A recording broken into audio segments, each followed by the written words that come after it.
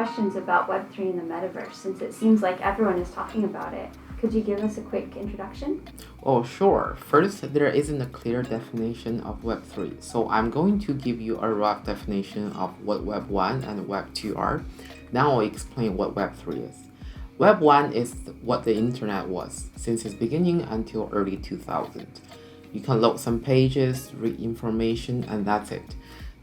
Most of the internet did not make profit.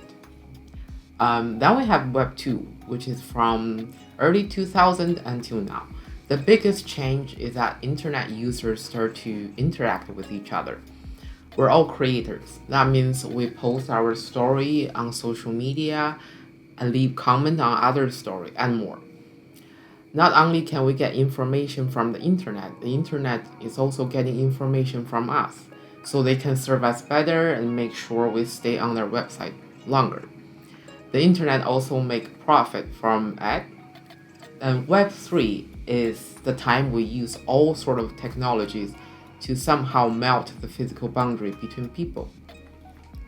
Okay, I see. And what about the Metaverse? Why is everyone talking about the Metaverse?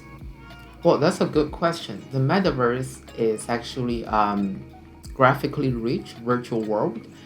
It's not a new concept. It first appeared in a novel called Snow Crash in the early 90s, and then it became popular recently.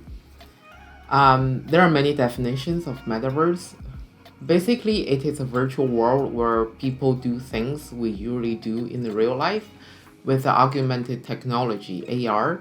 It makes you feel that you're really there with others, even you're just sitting in a room connected to a computer or other device. It sounds amazing. So how do I get into the Metaverse?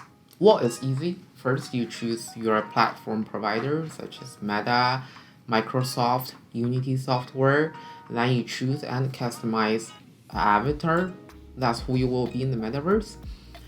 Last, you put your AR goggle on and take your time to explore.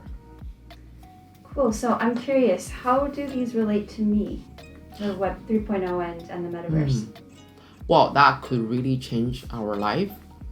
Just a few examples in the future. A surgeon can practice on a virtual twin of a patient before operating on a real patient. It also changed the way teachers teach. For example, when we train firefighter, we can bring them to the metaverse, let them have the first-hand experience of fire accident with all the sensory, visual, auditory stimuli, and then we teach them what to do. So those are just few examples of plenty potential of what the metaverse can bring to us. So it sounds like the Metaverse is magical. Why don't we just live there now? Well, not just yet. There are a few things need to figure out. First, in terms of technology, we're not quite there yet. The AR goggle or headset are either really big or very expensive for many of us to buy.